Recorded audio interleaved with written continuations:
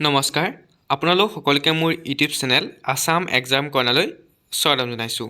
Dibrugarh university PG entrance টেষ্টৰ notification ইতিমধ্যে out হৈছে।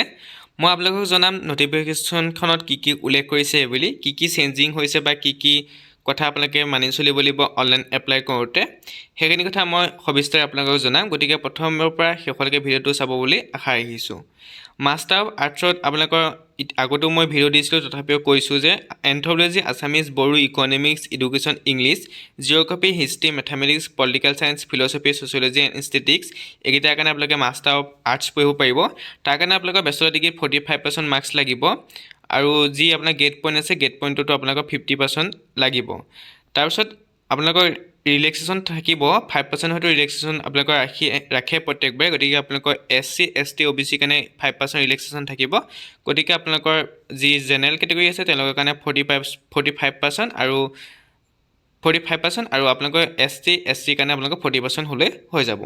MSc ক্ষেত্ৰত anthropology, applied geology, chemistry, geography, life science, mathematics, physics and statistics আপোনালোকে দিব পাৰিব এণ্ট্ৰেন্স এক্সামিনেশ্যন। ইয়াতো একেই, আপোনালোকৰ যি CBCS চিষ্টেম আছে তাত আপোনালোকৰ এটলিষ্ট 50% লাগিব, আৰু নন CBCSৰ ক্ষেত্ৰত 45% মাৰ্কছ আপোনালোকৰ প্ৰয়োজন হ'ব। তাৰপিছত মাছ কমিউনিকেশ্যনো একেই, আপোনালোকৰ যিকোনো বেকগ্ৰাউণ্ড হ'লেই হ'ল মাছ কমিউনিকেশ্যনো পঢ়িব পাৰিব। তাৰপৰা গ'ল বায়'টেকনলজি, বায়' ইনফৰ্মেটিক্সৰ কাৰণে আপোনালোকৰ 50% মাৰ্কছ লাগিব, আপোনালোকৰ যি ছায়েন্স বেকগ্ৰাউণ্ড আছে তাত। তাৰপিছত ওমেন ষ্টাডিৰ কাৰণে আপোনালোকৰ যিকোনো বেকগ্ৰাউণ্ড হ'লেই হ'ল, আপোনালোকে তাত 45% মাৰ্কছ লাগিব। এপ্লাইড চাইক'লজিৰ কাৰণে আপোনাৰ বেচেলৰ ডিগ্ৰী লাগিব, এইটো আপোনালোকৰ 45% লাগিব, আৰু 50% অনাৰ্ছৰ ক্ষেত্ৰত লাগিব। গতিকে আপোনালোকে এইখিনি চাব পাৰে। কম্পিউটাৰ এপ্লিকেশ্যনৰ ক্ষেত্ৰতো আপোনালোকৰ প্ৰয়োজন হ'ব।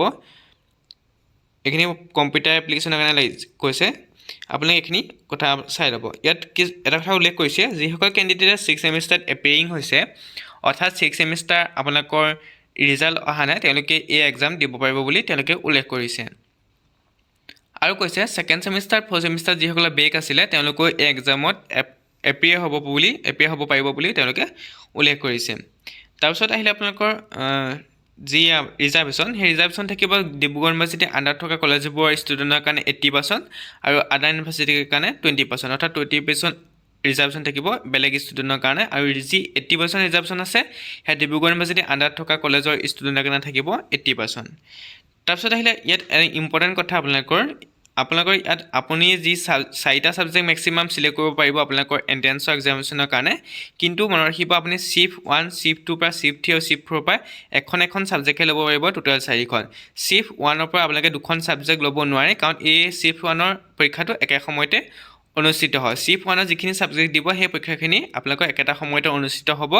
গতিকে আপোনালোকে Shift 1ৰ পৰা ছাবজেক্ট 2খন বা 3খন ল'ব নোৱাৰে। প্ৰত্যেকটো শ্বিফ্টৰ পৰা যদি মন কৰে আপোনালোকে এখন ছাবজেক্ট লৈ 4খনৰ কাৰণে এণ্ট্ৰেন্স এক্সামিনেশ্যন দিব পাৰিব।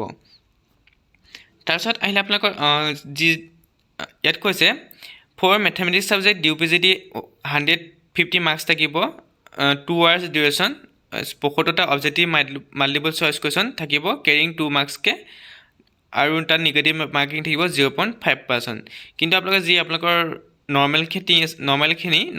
নৰ্মেলখিনিৰ কাৰণে থাকিব 100 মাৰ্কছ, 2 ঘণ্টা সময় দিয়া হ'ব, 1 মাৰ্ককৈ থাকিব, আৰু নিগেটিভ মাৰ্কিং থাকিব 0.25। অকল মেথামেটিক্স ছাবজেক্টটোৰ কাৰণে থাকিব আপোনালোকৰ 75 question, objective type multiple choice question 150 marks থাকিব, 150 মাৰ্কছ থাকিব। তাৰপিছত আপোনালোকৰ 0.5 নিগেটিভ মাৰ্ক। টেষ্ট চেণ্টাৰ বুলি ক'লে আপোনালোকে য'ত আপোনালোকে দিব বিচাৰিব এক্সাম, সেইকেইটা হৈছে ডিব্ৰুগড়, তিনিচুকীয়া, শিৱসাগৰ, যোৰহাট, গোলাঘাট, মাজুলী, লখিমপুৰ, ধেমাজি, চৰাইদেউ, গুৱাহাটী, নিৰজুলি, অৰুণাচল প্ৰদেশ আৰু ডিমাপুৰ, নাগালেণ্ড। আৰু আপোনালোকৰ ছাবজেক্ট কোডবোৰ দি দিয়া হৈছে, আপোনালোকে ছাবজেক্ট কোডখিনি চাব পাৰে, এইখিনি ছাবজেক্ট কোড হয়। আৰু যি লাইফ ছায়েন্সৰ বটানী জুলজি পেপাৰ বেলেগ দিয়া হয়, অৰ্থাৎ আপোনালোকৰ বটানীৰ কাৰণেও আপোনালোকৰ টেষ্ট পেপাৰ বেলেগ হ'ব, অৰ্থাৎ এণ্ট্ৰেন্সৰ পেপাৰ বেলেগ হ'ব, আৰু জুলজিৰ কাৰণেও আপোনালোকৰ বেলেগ হ'ব।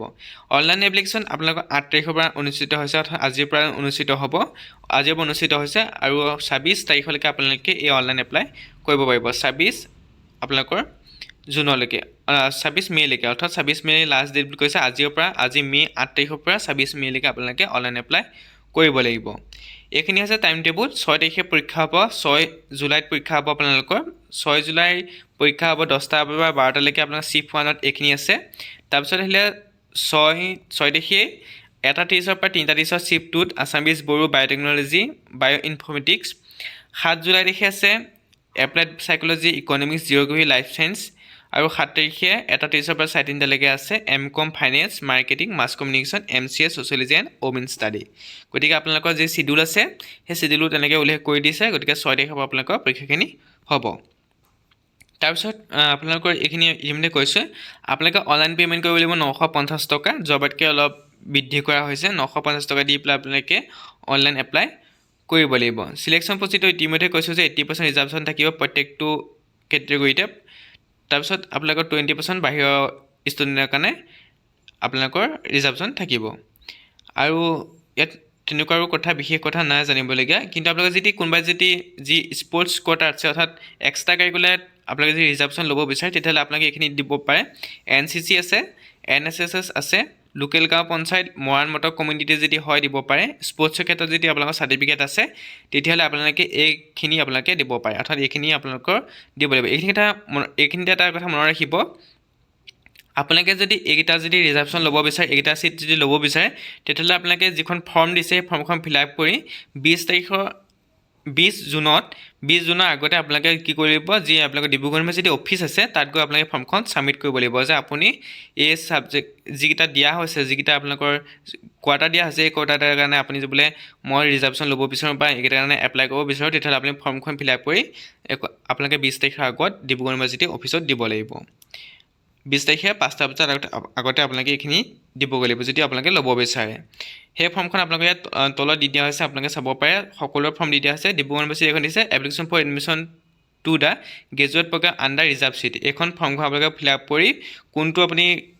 ল'ব বিচাৰে সেই তাত টিক মাৰ্ক দি পেলাই আপোনালোকে ফৰ্মখন ফিল আপ কৰি আপোনালোকে কি কৰি দিব ডিব্ৰুগড় ইউনিভাৰ্চিটি 20 তাৰিখৰ আগতে আপুনি এপ্লাই কৰিব দিবগৈ লাগিব গাঁও পঞ্চায়তৰ কাৰণে এইখন এইখিনি আপোনালোকে চাই ল'ব পাৰিব এইখিনি হৈছে আপোনালোকৰ Dibrugarh university PG entrance test 2024 বৰ্ষৰ বিষয়ে তথ্যখিনি যি অনলাইন এপ্লাই প্ৰচেছ আছে অতি শীঘ্ৰে মই আপোনালোকৰ ভিডিঅ' দি আছোঁ আপোনালোকে ষ্টেপ বাই ষ্টেপ চাই পেলাই কেনেকৈ অনলাইন এপ্লাই কৰিব পাৰে মোবাইলতে আপোনালোকে কৰিব পাৰিব আপোনালোকৰ মই ভিডিঅ' কাইলৈ ভিডিঅ'ত আপোনালোকক আপলোড কৰি দিম আপোনালোকে অনলাইন এপ্লাই কৰিব পাৰিব এইখিনি আছিলে কথাখিনি যদি ভিডিঅ'টো চাই উপকৃত হ'লে লাইক কমেণ্ট শ্বেয়াৰ কৰিব লগতে চেনেলটো ছাবস্ক্ৰাইব কৰি দিব থেংক ইউ